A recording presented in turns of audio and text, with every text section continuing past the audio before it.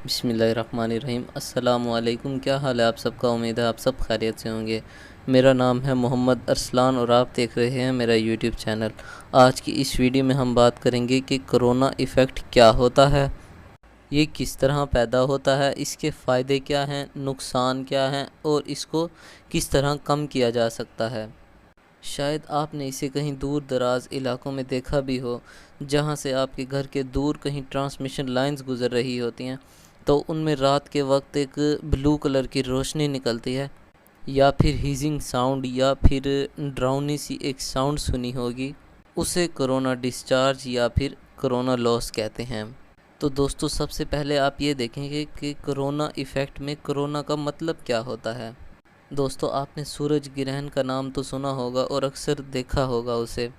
सूरज ग्रहण ये होता है कि जब आप ज़मीन पे ठहर के सूरज की तरफ देखते हैं, तो उस सूरज के सामने चांद आ जाने की वजह से एक अंधेरा सा छा जाता है और उस सूरज के इर्द गिर्द एक रोशनी ज़ाहिर हो रही होती है।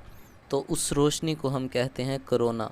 तो इस कोरोना लॉसेस की डेफिनेशन तो आपने पढ़ी होगी कि the ionisation of air around the transmission line conductors due to high voltage. इसका मैं आपको मतलब बताता हूँ।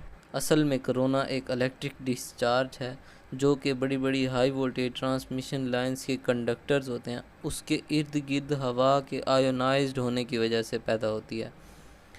तो उसमें से एक वायलेट कलर की रोशनी निकलती है, उसको कहते हैं कोरोना डिस्चार्ज।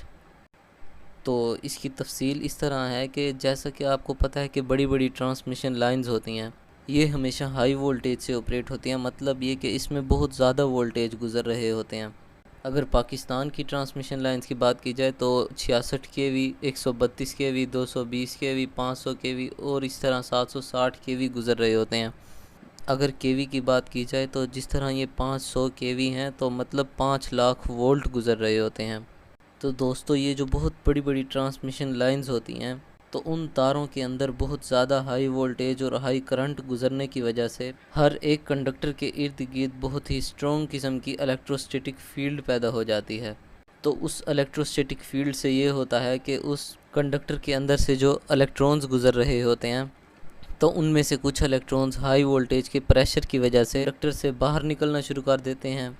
तो उस कंडक्टर से बाहर निकल के वो इलेक्ट्रॉन्स बाहर एक फ्लक्स पैदा कर देते हैं, यानी कि फ़ील्ड बना देते हैं। मतलब कि वो कंडक्टर के बाहर एक अलहदा अपना एक रास्ता बना देते हैं। और उसकी जो फॉर्मेशन है दोस्तों, वो कुछ इस तरह से होती है कि फ़र्ज़ कर लें कि ये एक सामने आपके जो नज़र आ रहा है, ये एक ट्रांसमिशन लाइन का कंडक्टर है, और फ़र्ज़ करें कि इसमें 5 लाख वोल्ट मतलब 500 केवी गुज़र रहे हैं।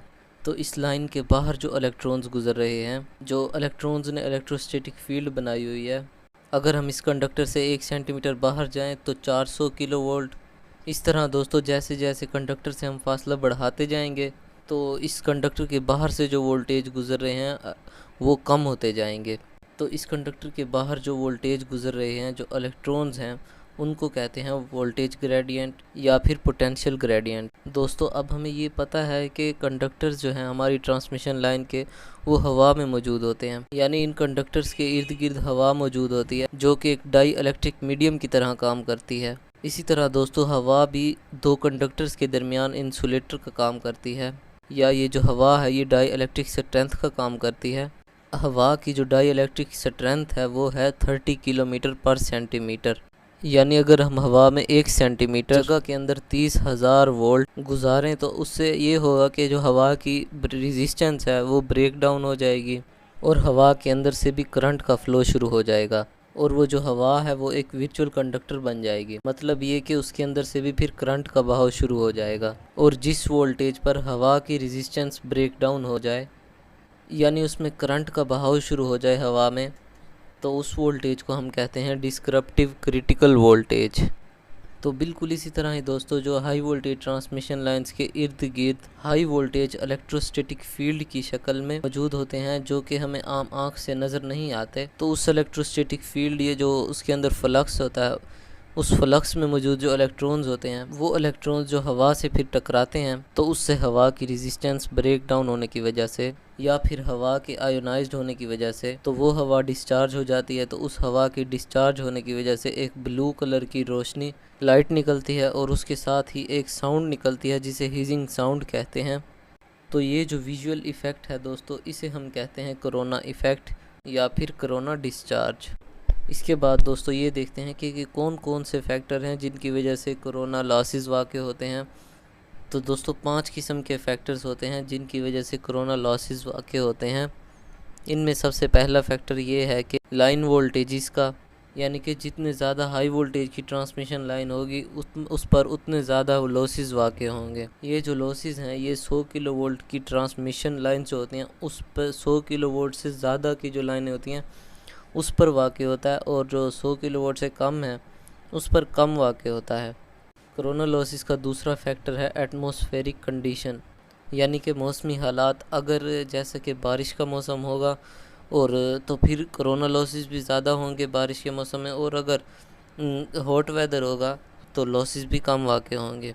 इसकी वजह यह है कि बरसात के मौसम में हवा में नमी ज़्यादा होती है जिसकी वजह से लॉसेस भी ज़्यादा होते हैं। इसका तीसरा फैक्टर होता है स्पेसिंग बिटवीन कंडक्टर्स। जैसा कि आपको मैंने बताया था कि ये जो कंडक्टर्स हैं ये एज अ कैपेसिटर बिहेव कर रहे होते हैं, यानी कि इसके दरमियान हवा मौजूद होती है। अगर आप दो कंडक्टर के दरमियान फासला को बढ़ा दें तो भी कोरोना लॉसेस कम हो सकते हैं। तो दोस्तों इसका चौथा फैक्टर है कंडक्टर की शेप। अगर कंडक्टर की शेप रफ़ होगी तो कोरोना लॉसेस ज़्यादा होंगे, और अगर कंडक्टर की शेप स्मूथ होगी तो उस पर लॉसेस नहीं होंगे या तो बहुत कम होंगे। दोस्तों इसका पांचवा फैक्टर है सप्लाई फ्रीक्वेंसी, जो कि डायरेक्टली प्रोपोर्शनल होती है कोरोना लॉसेस या कोरोना डिस्चार्ज के। जैसे ही फ्रीक्वेंसी अगर हाई होगी तो कोरोना डिस्चार्ज भी ज़्यादा होगा, और अगर फ्रीक्वेंसी लो होगी तो कोरोना लॉसेस भी लो होंगे। अब हम बात करते हैं कोरोना लॉसेस के डिसएडवांटेजेस और एडवांटेजेस की। तो सबसे पहले हम डिसएडवांटेजेस देखते हैं कि क्या इसके नुकसान हैं। कोरोना लॉसेस का पहला नुकसान ये है कि कंडक्टर के इर्द गिर्द ना ओजोन गैस पैदा हो जाती है, जिसकी वजह से कंडक्टर के ऊपर जंग लग जाता है। जिस जगह जंग लग जाता है उस जगह कंडक्टर के टूटने का भी ख़तरा होता है। मतलब ये कि ओजोन गैस जो पैदा होती है उस कंडक्टर पर, तो जिसकी वजह से उस कंडक्टर की लाइफ कम हो जाती है। इसका दूसरा नुकसान ये है कि ये थर्ड हार्मोनिक्स पैदा करता है, यानी कि ये जो कम्युनिकेशन सिस्टम में नॉइज़ पैदा होता है इसे हम हार्मोनिक्स कहते हैं। मतलब ये कि ट्रांसमिशन लाइंस के साथ अगर कहीं पे भी कम्युनिकेशन सिस्टम के टावर्स वगैरह लगे हुए हैं तो वहाँ पे उसके कम्युनिकेशन सिस्टम में डिस्टरबेंस पैदा होगी और नॉइस आएगा।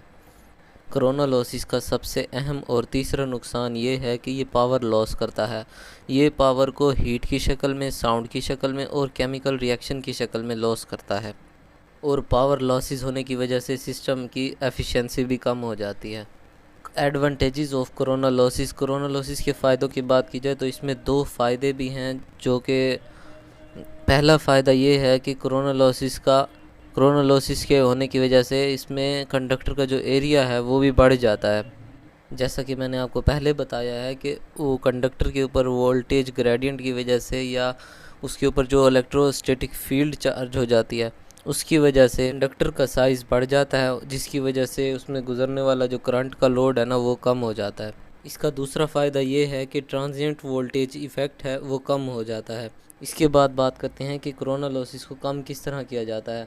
इसके 5 पॉइंट हैं। उनमें सबसे पहला पॉइंट ये है कि ट्रांसमिशन लाइन में कोरोना लॉसेस को कम करने का पहला तरीका ये है कि जो लाइन वोल्टेज हैं उसको कम कर दिए जाएं। कोरोना लॉसेस को कम करने का दूसरा तरीका ये है कि ASC aluminium conductor steel reinforced conductor use किया जाए। ACSR कंडक्टर हम इसलिए इस्तेमाल करते हैं क्योंकि इसकी सरफेस जो है वो स्मूथ होती है, जिससे कोरोना लॉसेस कम किए जा सकते हैं। इसका तीसरा पॉइंट ये है कि दो कंडक्टर के दरमियान स्पेस बढ़ा दी जाए। इसका चौथा तरीका ये है कि बंडल्ड कंडक्टर इस्तेमाल करके इसके लॉसेस को कम किया जा सकता है। इसका पांचवा तरीका बहुत ही अहम और बहुत ज़्यादा इस्तेमाल होने वाला तरीका है, जो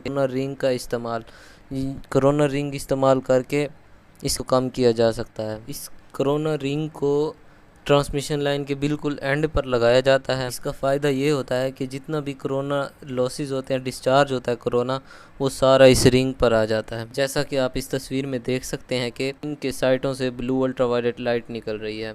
तो इस रिंग को इस्तेमाल करके भी हम कोरोना लॉसेस को कम से कम कर सकते हैं। ये था आज का हमारा टॉपिक। मज़ीद इस तरह की वीडियोज़ हासिल करने के लिए हमारे इस चैनल को सब्सक्राइब करें, लाइक करें, शेयर करें और कमेंट्स में अपने राय का ज़रूर इजहार दें। शुक्रिया। अस्सलाम वालेकुम।